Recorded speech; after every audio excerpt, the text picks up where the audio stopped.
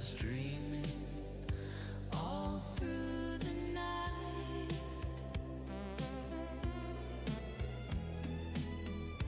A smiling sun hangs on a cloudburst sky,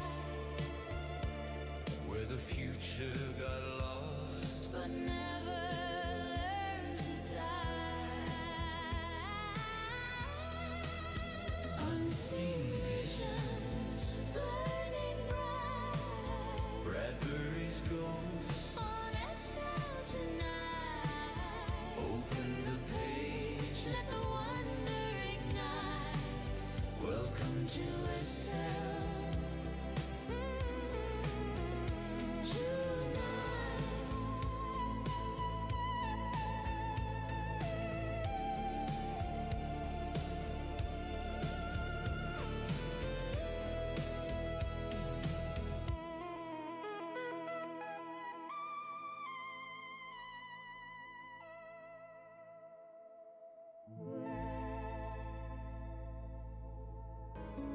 Somewhere in a room crammed with rockets that never launch, clocks that run backward, and typewriters that dream, one man still dares to imagine what tomorrow forgot. You are about to enter the unseen visions of Ray Bradbury. Tonight, another lost wonder awakens. This is SL Tonight, Bradbury's Unseen Visions.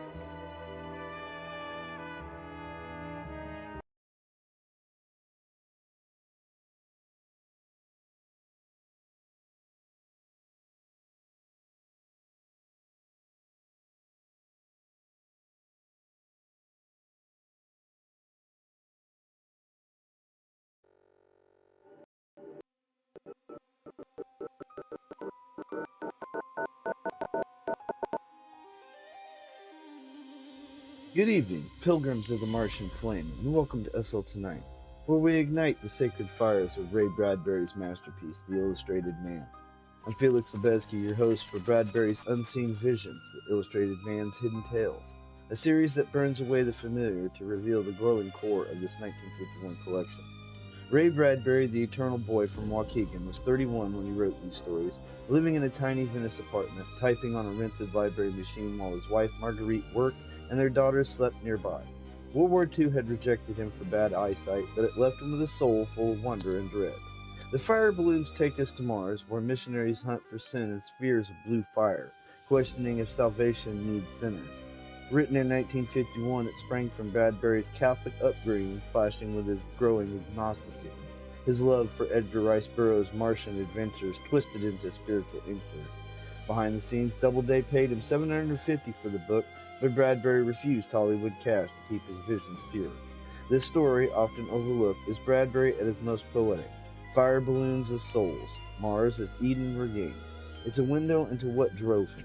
The fear that faith might be too human, a theme that echoed his 1960s support for civil rights, seeing divinity in all beings, not just the familiar. Let's light these Martian fires.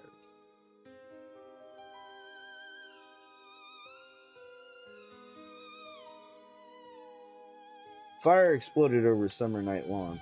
You saw sparkling faces of uncles and aunts. The skyrockets fell up in the brown, shining eyes of cousins on the porch, and the cold, charred sticks thumped down in dry meadows far away. His very reverend father, Joseph Daniel Peregrine, opened his eyes. What a dream! He and his cousins with their fiery play at his grandfather's ancient Ohio home so many years ago. He lay listening to the great hollows of the church, the other cells where other fathers lay. Had they, too, on the eve of the flight of the rocket crucifix, lain with memories of the 4th of July? Yes, this was like those breathless independent dawns when you waited for the first concussion and rushed out on the dewy sidewalks, your hands full of wild miracles. So here they were, the Episcopal Fathers, in the breathing dawn before they pinwheeled off to Mars, leaving their incense through the velvet cathedral of space. Should we go at all? Whispered Father Peregrine. Shouldn't we solve our own sins on earth? Aren't we running from our lives here? He arose, his fleshy body with its rich look of strawberries, milk, and steak, moving heavily. Or is it sloth? He wondered. Do I dread the journey? He stepped into the needle spray shower. But I shall take you to Mars, body, he addressed himself, leaving old sins here and on to Mars to find new sins? A delightful thought almost. Sins no one had ever thought of. Oh, he himself had written a little book, The Problem of Sin on Other Worlds, ignored as somehow not serious enough by his Episcopal brethren. Only last night, over a final cigar, he and Father Stone had talked of it. On Mars, sin might appear as virtue. We must guard against virtuous acts there. Later might be found to be sins, said Father Peregrine, beaming. How exciting! It's been centuries since so much adventure had accompanied the prospect of being a missionary. I will recognize sin, said Father Stone bluntly, even on Mars.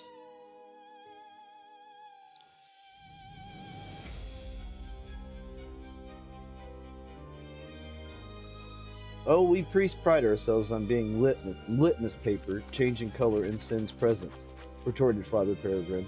Well, what if Martian chemistry is such we do not color at all? If there are new senses on Mars, you must admit the possibility of unrecognizable sin. If there is no malice aforethought, there is no sin or punishment for sin. The Lord assures us that, Father Stone replied. On Earth, yes, but perhaps a Martian sin might inform the subconscious of its evil telepathically, leaving the conscious mind of man free to act seemingly without malice. What then? What could there be in way of new sins? Father Peregrine leaned heavily forward. Adam alone did not sin. Add Eve and you add temptation. Add a second man and you make adultery possible. With the addition of sex or people, you add sin. If men were armless, they could not strangle with their hands. You would not have that particular sin of murder. Add arms, and you add the possibility of a new violence. Amoebas cannot sin because they reproduce by fission. They do not covet wives or murder each other. Add sex to amoebas, add arms and legs, and you would have murder and adultery. Add an arm or a leg or a person, or take away each, and you add or subtract possible evil. On Mars, what if there are 5 new senses, organs, and visible limbs we can't conceive of? Then mightn't there be 5 new sins? Father Stone gasped. I think you enjoy this sort of thing. I keep my mind alive, Father, just alive is all. Your mind always juggling, isn't it? Mirrors, torches, plates. Yes, because sometimes the church seems like those posed circus tableaus where the curtains lift and men, white, zinc oxide, talcum powder statues freeze to represent the abstract beauty. Very wonderful. But I hope there will always be room for me to dart about among the statues. Don't you, Father Stone? Father Stone had moved away. I think we'd better go to bed. In a few hours we'll be jumping up to see your new sins, Father Peregrine. The rocket stood ready for the firing. The fathers walked from their devotions in the chilly morning, many a fine priest from New York or Chicago or Los Angeles. The church was sending its best, walking across town to the frosty field. Walking. Father Peregrine remembered the bishop's words. Father Peregrine, you will captain the missionaries, with Father Stone at your side. Having chosen you for this serious task, I find my reasons deplorably obscure, Father, but your pamphlet on planetary sin did not go unread. You are a flexible man, and Mars is like that unclean closet we have neglected for millenniums. Sin has collected there like bric-a-brac. Mars is twice Earth's age and has doubled the number of Saturday nights, liquid baths, and eye-poppings as women as naked and white seals. When we open that closet door, things will fall on us. We need a quick, flexible man, one whose mind can dodge. Anyone a little too dogmatic might break in two. I feel you'll be resilient, Father. The job is yours. The bishop and the fathers knelt. The blessing was said, and the rocket given a little shower of holy water. Rising, the bishop addressed them. I know you will go with God to prepare the Martians for the reception of his truth. I wish you all a thoughtful journey. They filed past the bishop, 20 men, robes whispering, to deliver their hands into his kind hands before passing into the cleansed projectile. I wonder, said Father Peregrine at the last moment, if Mars is hell, only waiting for our arrival before it bursts into brimstone and fire. Lord be with us, said Father Stone. The rocket moved. Coming out of space was like coming out of the most beautiful cathedral they had ever seen. Touching Mars was like touching the ordinary pavement outside the church 5 minutes after having really known your love for God. The father stepped gingerly from the steaming rocket and knelt upon Martian sand, while Father Peregrine gave thanks. Lord, we thank thee for the journey through thy rooms, and Lord, we have reached a new land, so we must have new eyes. We shall hear new sounds and must needs for have new ears. and there will be new sins for which we ask the gift of better and firmer and purer hearts. Amen. They arose. And here was Mars like a sea under which they trudged in the guise of submarine biologists seeking life. Here the territory of hidden sin. Oh, how carefully they must all balance like gray feathers in this new element, afraid that walking itself might be sinful, or breathing, or simple fasting. And here was the mayor of First Town to come meet them with outstretched hand. What can I do for you, Father Peregrine? We'd like to know about the Martians, for only if we know about them can we plan our church intelligently. Are they 10 feet tall? We will build large doors. Are their skins blue or red or green? We must know when we put human figures in the stained glass so we might use the right skin color. Are they heavy? We will build sturdy seats for them. Father, said the mayor, I don't think you should worry about the Martians. There are two races. One of them is pretty well dead. A few are in hiding, and the second race, well, they're not quite human. Oh? Father Peregrine's heart quickened. They're round, luminous globs of light, Father, living in those hills, man or beast, who can say? But they act intelligently, I hear. The mayor shrugged. Of course, they're not men, so I don't think you'll care. On the contrary, said Father Peregrine swiftly. Intelligent, you say? There's a story. A prospector a prospector broke his leg in those hills and would have died there. The blue spheres of light came at him. When he woke, he was down on a highway and he didn't know how he got there. Drunk, said Father Stone. That's the story, said the mayor. Father Peregrine, with most of the Martians dead and only these blue spirits, I frankly think you'd be better off in First City. Mars is opening up. It's frontier now, like in the old days of Earth out west and in Alaska. Men are pouring up here. There is a couple thousand black Irish mechanics and miners and day laborers in First Town who need saving, because there are too many wicked women came with them and too much 10th-century-old Martian wine. Father Peregrine was gazing into the soft blue hills. Father Stone cleared his throat. Well, Father? Father Peregrine did not hear. Spheres of blue. Fire? Yes, Father. Ah, Father Peregrine sighed. Blue balloons. Father Stone shook his head. A circus. Father Peregrine felt his wrist pounding. He saw the little frontier town with raw, fresh-built sin, and he saw the hills, old with the oldest, and yet perhaps and even never, to him, sin. Mayor, could your black Irish laborers cook one more day in hellfire? I'd turn and baste them for you, Father. Father Peregrine nodded to the hills. Then that's where we'll go. There was a murmur from everyone. It would be so simple, explained Father Peregrine, to go into town. I prefer to think that if the Lord walked here and people said, Here is the beaten path, he would reply, Show me the weeds, I will make a path. But, Father Stone, think how it would weigh upon us if we passed sinners by and did not extend our hands. But globes of fire! I imagine man looking funny to other animals when we first appeared, yet he has a soul for all his homeliness. Until we prove otherwise, let us assume that these fiery spheres have souls. All right, agreed the mayor, but you'll be back to town. We'll see. First some breakfast, then you and I, Father Stone, will walk alone into the hills. I don't want to frighten those fiery Martians with machines or crowds. Shall we have breakfast? The fathers ate in silence.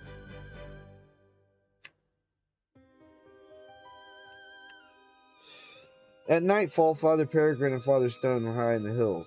They stopped and sat upon a rock to enjoy a moment of relaxation and waiting. The Martians had not as yet appeared, and they both felt vaguely disappointed. I wonder, Father Peregrine mopped his face, do you think if we called, Hello, they might answer? Father Peregrine, won't you ever be serious? Not until the good Lord is. Oh, don't look so terribly shocked, please. The Lord is not serious. In fact, it's a little hard to know just what else he is except loving. And love has to do with humor, doesn't it? For you cannot love someone unless you can put up with him, can you? And you cannot put up with someone constantly unless you can laugh at him. Isn't that true? And certainly we are ridiculous little animals wallowing in the fudge bowl, and God must love us all more because we appeal to his humor. I never thought of God as humorous, said Father Stone. The creator of the platypus, the camel, the ostrich, and man? Oh, come now, Father Peregrine laughed. But at this instant, among the twilight hills, like a series of blue lamps lit to guide their way, came the Martians. Father Stone saw them first. Look!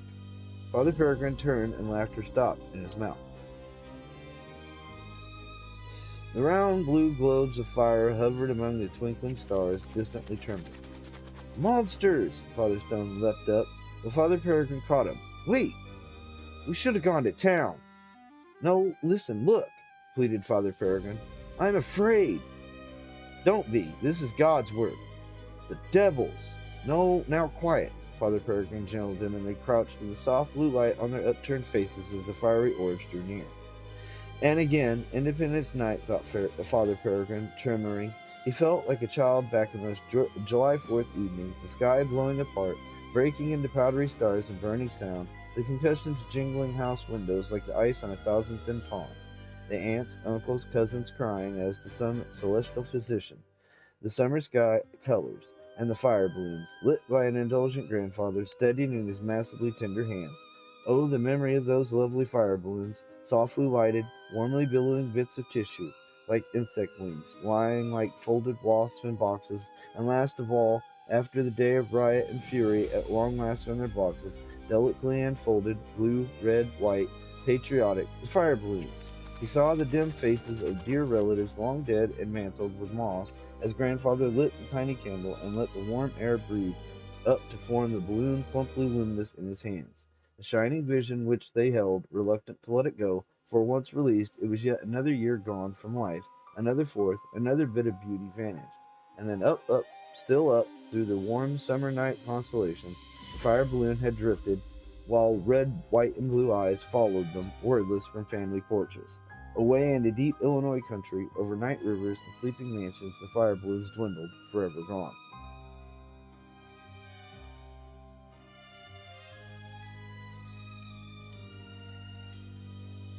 Father Peregrine felt tears in his eyes. Above him the Martians, not one, but 1,000 whispering fire balloons, it seemed, hovered. At any moment he might find his long dead and blessed grandfather at his elbow staring up at beauty. But it was Father Stone. Let's go, please, Father. I must speak to them. Father Peregrine whistled forward, not knowing what to say. For whatever he had ever said to fire balloons of time past, except with his mind, "You're beautiful, you're beautiful." And that was not enough now. He could only lift his heavy arms and call upward, as he often wished to call after the enchanted fire balloons. Hello! But the fire spheres only burned like images in a dark minor. They seemed fixed, gaseous, miraculous, forever.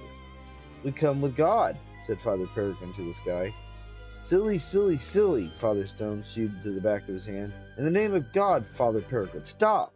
But now the phosphorescent spheres blew away into the hills. In a moment they were gone. Father Peregrine called again, and the echo of his last cry shook the hills above.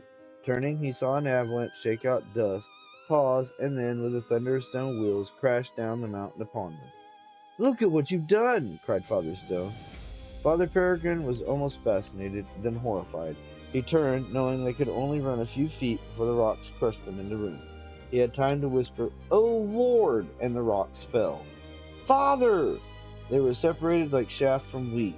There was a blue shimmering of globes, a shift of cold stars, a roar, and then they stood upon a ledge 200 feet away, watching the spot where their bodies should have been buried under tons of stone. The blue light evaporated.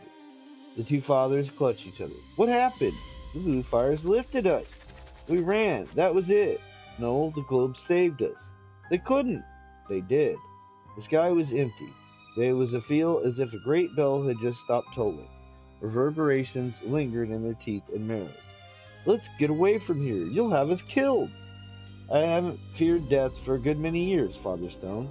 We've proved nothing. Those blue lights ran off at the first cry. It's useless. No, Father Peregrine was suffused with a stubborn wonder. Somehow they saved us. That proves they have souls. It proves they only might have saved us. Everything was confused. We might have escaped ourselves. They are not animals, Father Stone. Animals do not save lives, especially of strangers. There is mercy and compassion here. Perhaps tomorrow we may prove more. Prove what? How? Father Stone was immensely tired now. The outrage to his mind and body showed on his stiff face. Follow them in helicopters, reading chapter and verse? They're not human. They haven't eyes or ears or bodies like ours. But I feel something about them, replied Father Peregrine. I know a great revelation is at hand. They saved us. They think they have a choice. They let us live or die. That proves free will. Father Stone set to work building a fire, glaring at the sticks in his hands, choking on gray smoke. I myself will open a convent for nursling geese.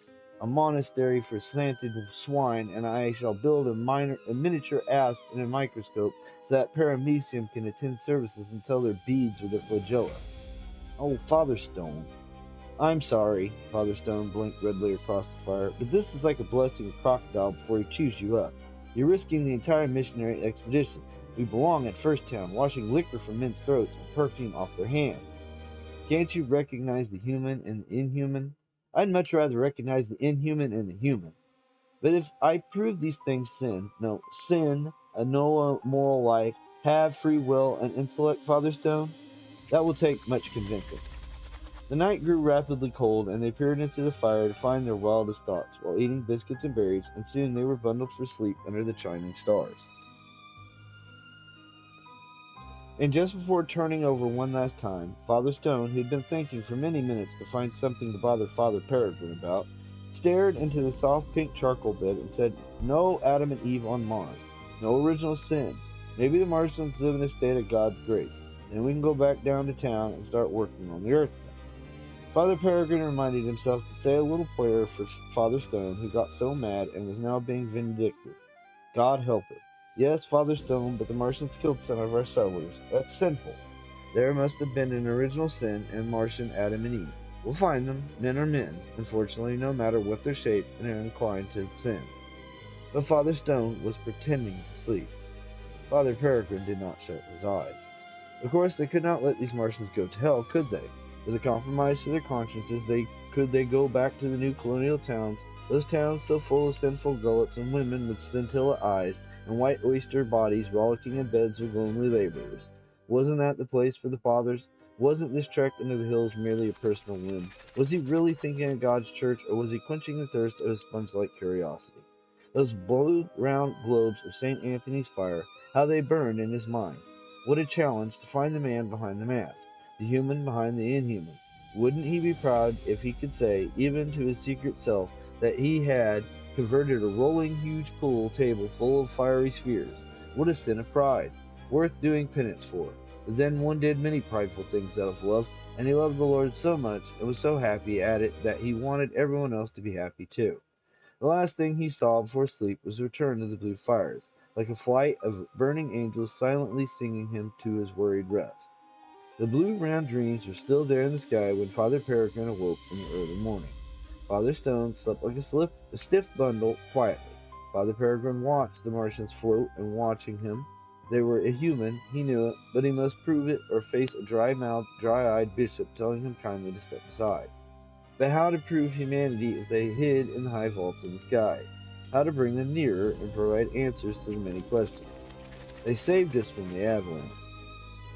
Father Peregrine arose, moved off among the rocks, and began to climb the nearest hill until he came to a place where a cliff dropped sheerly to a floor 200 feet below. He was choking from his vigorous climb in the frosty air. He stood, getting his breath. If I fell from here, it would surely kill me. He let a pebble drop. Moments later, it clicked on the rocks below. The Lord would never forgive me. He tossed another pebble. It wouldn't be suicide, would it, if I did it out of love? He lifted his gaze to the blue spheres. But first another try. He called to them. Hello, hello! The echoes tumbled upon each other, but the blue fires did not blink or move. He talked to them for 5 minutes. When he stopped, he peered down and saw Father Stone still indignantly asleep below in the little camp. I must prove everything. Father Peregrine stepped to the cliff. I am an old man. I am not afraid. Surely the Lord will understand that I am doing this for him. He drew a deep breath. All his life swam through his eyes, and he thought, in a moment, shall I die? I am afraid that I love living much too much, but I love other things more. And thus, thinking thus, he stepped off the cliff. He fell. Fool! He cried. He tumbled end over end. You were wrong! The rocks rushed up at him, and he saw himself dashed on them and sent to glory. Why did I do this thing? But he knew the answer, and an instant later was calm as he fell. The wind roared around him, and the rocks hurtled to meet him. And then there was a shift of stars, a glimmering of blue light, and he felt himself surrounded by blueness and suspended. A moment later he was deposited with a gentle bump upon the rocks, where he sat a full moment alive, and touching himself, and looking up at those blue lights that had withdrawn instantly. You saved me, he whispered. You wouldn't let me die. You knew it was wrong. He rushed up over to Father Stone, who still lay quietly asleep. "Father, Father, wake up!" He shook him and brought him around. "Father, they saved me!" "Who saved you?" Father Stone blinked and sat up. Father Peregrine related his experience. "A dream, a nightmare. Go back to sleep," said Father Stone irritably. "You and your circus balloons." "But I was awake." Now, Father, calm yourself. There now. You don't believe me. Have you a gun? Yes, there, let me have it. "What are you going to do?" Father Stone handed over a small pistol they had brought along for protection against snakes or other similar and unpredictable animals. Father Peregrine seized the pistol. "I'll prove it." He pointed the pistol at his own hand and fired. "Stop!" There was a shimmer of light, and before their eyes the bullet stood upon the air, poised an inch from his open palm. It hung for a moment, surrounded by a blue phosphorescence. Then it fell, hissing, into the dust. Father Peregrine fired the gun 3 times at his hand, at his leg, at his body. The 3 bullets hovered, glittering, and like dead insects fell at their feet. "You see?" said Father Peregrine, letting his arm fall and allowing the pistol to drop after the bullets. "They know, they understand, they are not animals. They think and judge and live in a moral climate. What animal would save me from myself like this? There is no animal that would do that. Only another man, Father. Now do you believe?" Father Stone was watching the sky and the blue lights, and now silently he dropped to one knee, picked up the warm bullets, and cupped them in his hand. He closed his hand tight. The sun was rising behind them. "I think we'd better go down to the others and tell them of this, and bring them back up here," said Father Peregrine. By the time the sun was up, they were well on their way back to the rocket. Father Peregrine drew the round circle in the center of the blackboard. "This is his Christ, the Son of the Father." He pretended not to hear the other father's sharp intake of breath. "This is Christ in all his glory," he continued. "It looks like a geometry problem," observed Father Stone. "A fortunate comparison, for we deal with symbols here. Christ is no less Christ, you must admit, in being represented by a circle or a square. For centuries the cross has symbolized his love and agony. So this circle will be the Martian Christ. This is how we shall bring him to Mars." The fathers stirred fretfully and looked at each other. "You, Brother Matthias, will create in glass a replica of this circle, a globe, filled with bright fire. It will stand upon the altar." "A cheap magic trick," muttered Father Stone. Father Peregrine went on patiently. "On the contrary, we are giving them God in an understandable image. If Christ had come to us on earth as an octopus, we would have accepted him readily." He spread his hands. "Was it then a cheap magic trick of the Lord's to bring us Christ through Jesus in man shape? After we bless the church we build here and sanctify its altar in this symbol, do you think Christ would refuse to inhabit the shape before us? You know in your hearts he would not refuse." "But the body of a soulless animal," said Brother Matthias. "You've already gone over that many times since we returned this morning, Brother Matthias. These creatures saved us from the avalanche.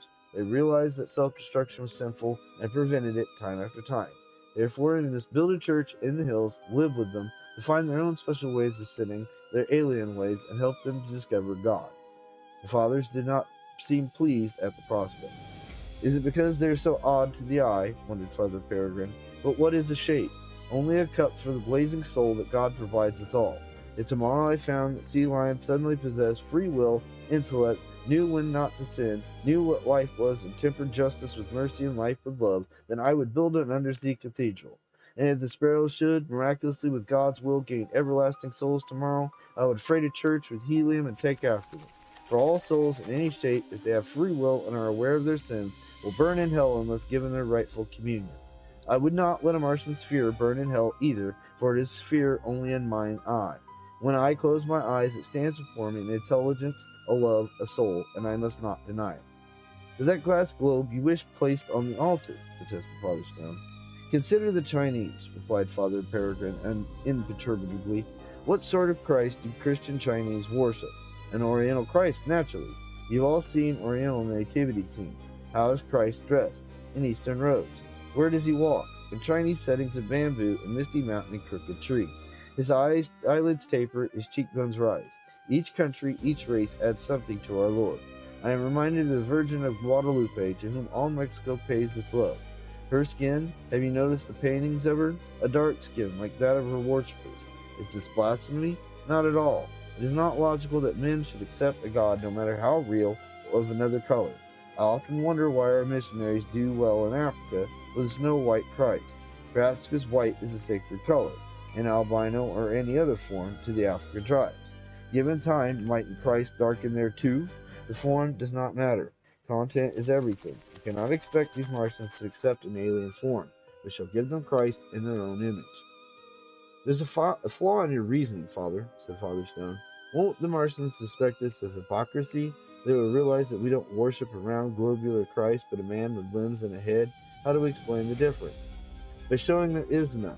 Christ will fill any vessel that is offered. Bodies or globes, he is there, and each will worship the same thing in a different guise. What is more, we must believe in this globe we give the Martians. We must believe in a shape which is meaningless to us as to form. The spheroid will be Christ, and we must remember that we ourselves, and the shape of our earth Christ, would be meaningless, ridiculous, a squander of material to these Martians. Father Peregrine laid aside his chalk. Now let us go into the hills and build our church. The fathers began to pack their equipment. The church was not a church, but an area cleared of rocks, a plateau on one of the low mountains, its soil smoothed and brushed, and an altar established whereon Brother Matthias placed the fiery globe he had constructed. At the end of 6 days of work, the church was ready. What shall we do with this? Father Stone tapped an iron bell they had brought along. What does a bell mean to them? I imagine I brought it for our own comfort, admitted Father Peregrine. We need a few familiarities. This church seems so little like a church, and we feel somewhat absurd here, even I, for it is something new, this business of converting the creatures of another world. I feel like a ridiculous play actor at times, and then I pray to God to lend me strength. Many of the fathers are unhappy. Some of them joke about all this, Father Peregrine. I know. We'll put this bell in the small tower for their comfort, anyway. What about the organ? We'll play it at the first service tomorrow. But the Martians. I know, but again, I suppose for our own comfort, our own music. Later, we may discover theirs. They arose very early on Sunday morning and moved through the coldness like pale phantoms, rime tinkling on their habits, covered with chimes they were, shaking down showers of silvery water. I wonder if it is Sunday here on Mars, mused Father Peregrine. But seeing Father Stone blink, he hastened on. It might be Tuesday or Thursday, who knows? But no matter, my idle fancy, it's Sunday to us. Come. The fathers walked into a flat white area of the church and knelt shivering and blue lipped. Father Peregrine said a little prayer and put his cold fingers to the organ keys. Music went up like a flight of pretty birds. He touched the keys like a man moving his hands among the weeds of wild garden, startling up great stores of beauty into the hills. Music calmed the air, it smelled the fresh smell of morning. The music drifted into the mountains and shook down mineral powders into a dusty rain. The fathers waited. Well, Father Peregrine? Father Stone eyed the empty sky where the sun was rising, furnished red. I don't see our friends. Let me try again. Father Peregrine was perspiring. He built an architecture of each, stone by exquisite stone, raising a music cathedral so vast that its farthest chancels were in Nevers, its furthest dome at St. Peter's left hand. Music stayed and did not crash and ruin when it was over, but partook of a series of white clouds and was carried away among other lands.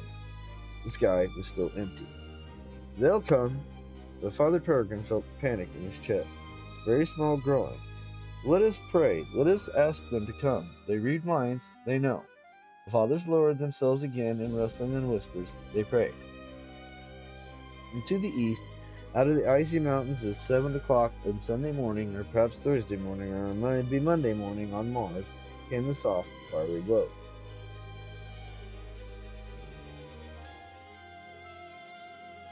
They hovered and sank and filled the area around the shivering priests.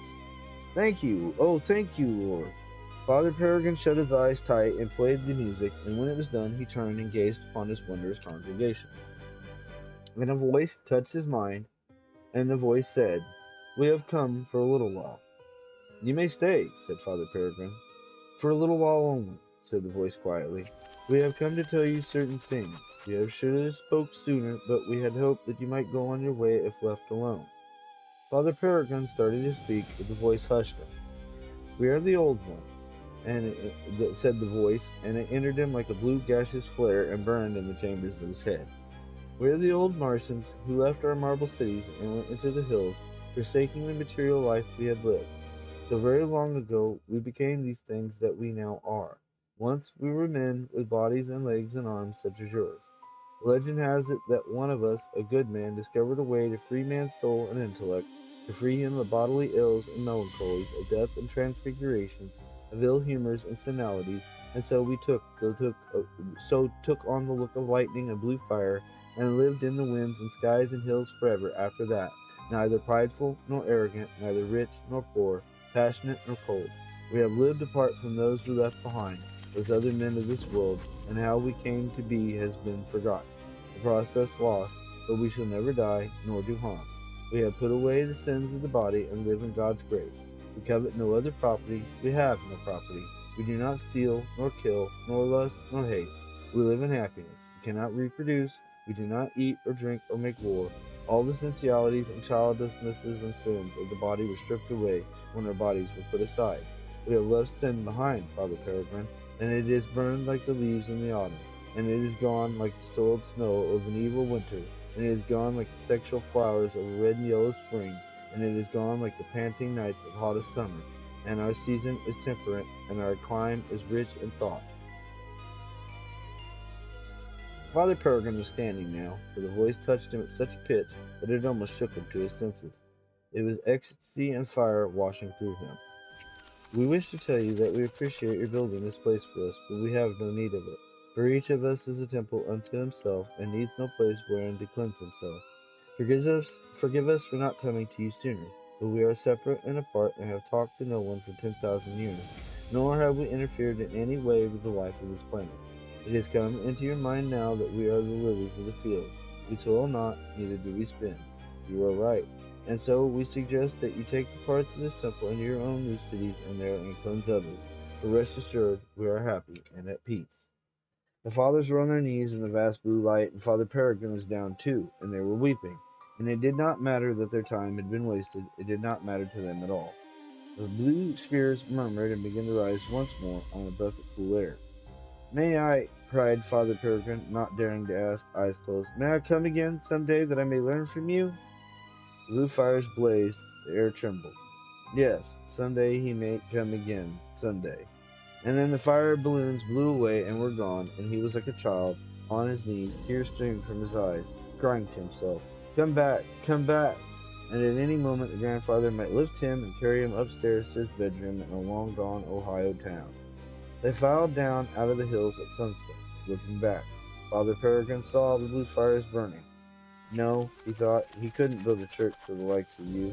Your beauty itself, what church could compete with the fireworks of the pure soul? Father Stone moved in silence beside him, and at last he spoke. The way I see it is there is a truth on every planet. All parts of the big truth. On a certain day, they'll all fit together like the pieces of a guitar. This has been a shaking experience. I'll never doubt again, Father Peregrine, for this truth here is as true as Earth's truth, and they lie side by side. And we'll go on to other worlds, adding the sum of the parts of the truth until one day the whole total will stand before us like the light of a new day. That's a lot coming from you, Father Stone. I'm sorry now, in a way we're going down to the town to handle our own kind. Those blue lights now, when they settled about us and that voice, Father Stone shivered. Father Peregrine reached out to take the other's arm. They walked together. And you know, said Father Stone finally, fixing his eyes on Brother Matthias, who strode ahead with glass spears tenderly carried in his arms. That glass spear with the blue phosphorus light glowing forever inside it. You know, Father Peregrine, that globe there? Yes, it's him. It is him after all. Father Peregrine smiled, and they walked on out of the hills towards the new town. That was the Fire Balloons, a story that glows from Ray Bradbury's spiritual searching.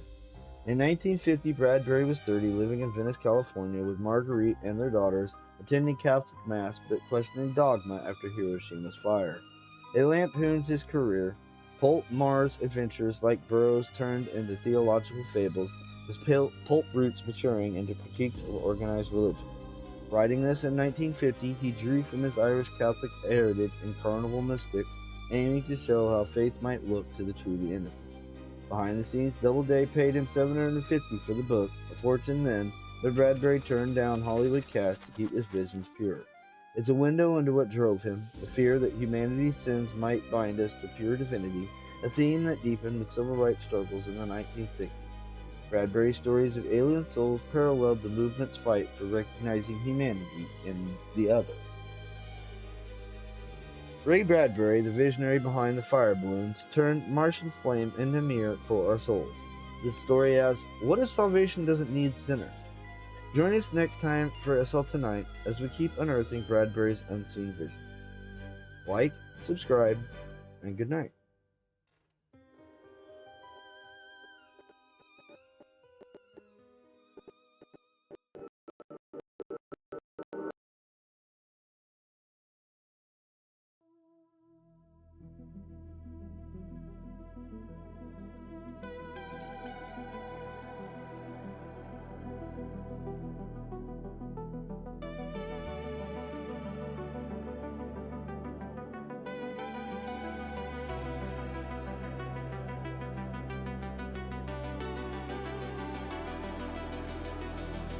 The night was tattooed skin, and every story bled.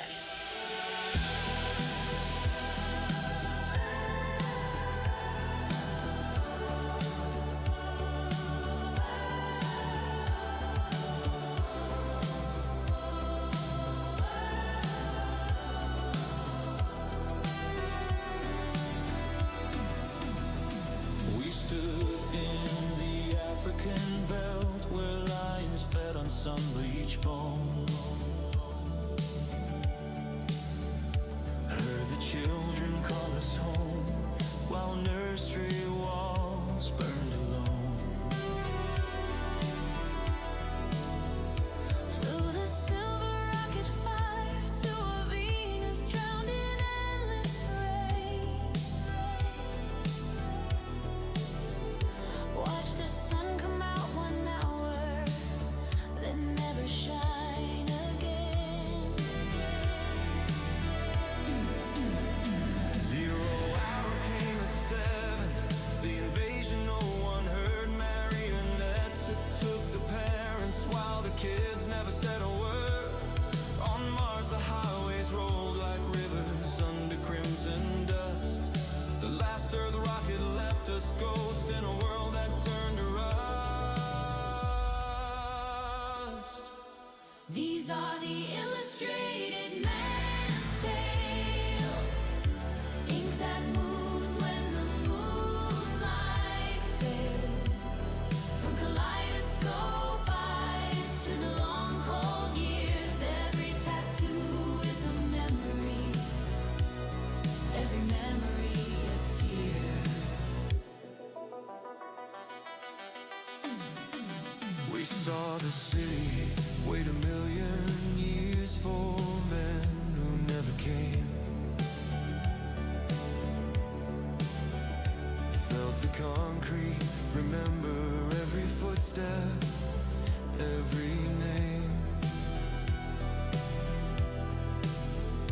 Met the man who launched his child like Icarus to the sun. Watched the wax wings melt at noon and the father come undone. No particular night or morning, just the void between the stars. The fox in the forest ran from tomorrow back to yesterday's scars. The other foot turned the tables when Mars got its revenge. Black faces, white rage, history bent but never cleansed. The visitor breathed blue life, then sold it for a ship. Exiles wept for banned books while Earth burned censorship. And in the end, the illustrated man looked down at his own chest, saw the prologue become epilogue. The final tattoo was dead. These were the illustrated man's tales, living ink that screams and never pales. From the belt to Venus, Mars to the million-year town, every story we live is still moving now.